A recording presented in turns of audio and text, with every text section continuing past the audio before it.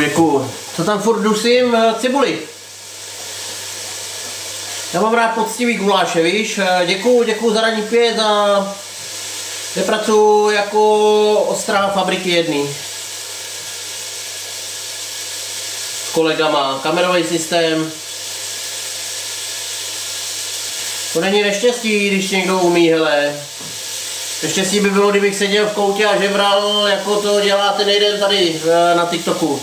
Tomu zaplatili už exekuce lidí a takovýhle. No.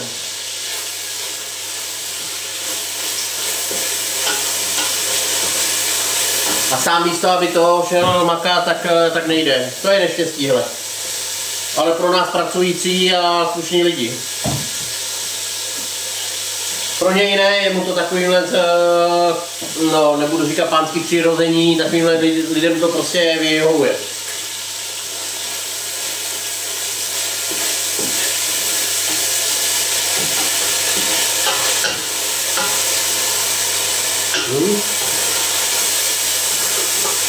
Takže já tu cibuli podlejvám, aby hele, žít bez toho bylo úplně jednoduchý, protože ty ruce ti nic nevrátí. A buď se naučíš žít, budeš chtít guláš dělat. A budeš chtít žít, anebo nebudeš chtít. Máš dvě možnosti, více jak dvě možnosti není. Buď to dáš, nebo nedáš.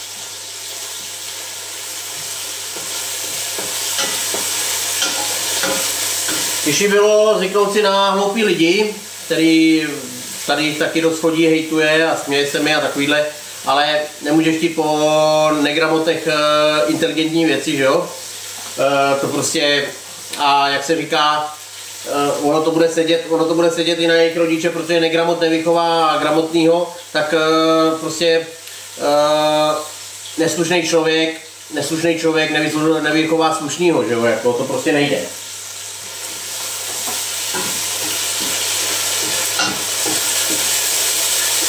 Jak říkal můj táta, blbost se je dědí prostě.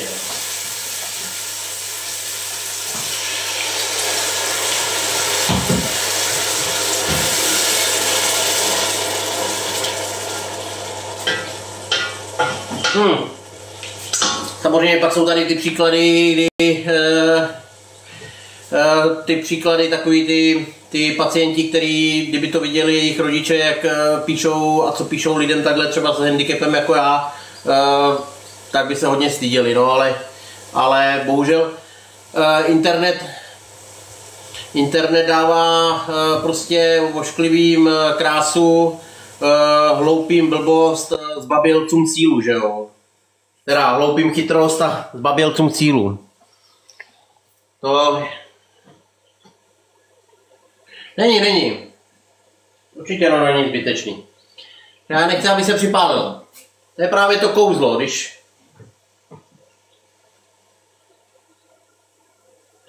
To je právě to kouzlo, když ti ta cibule nezouskne.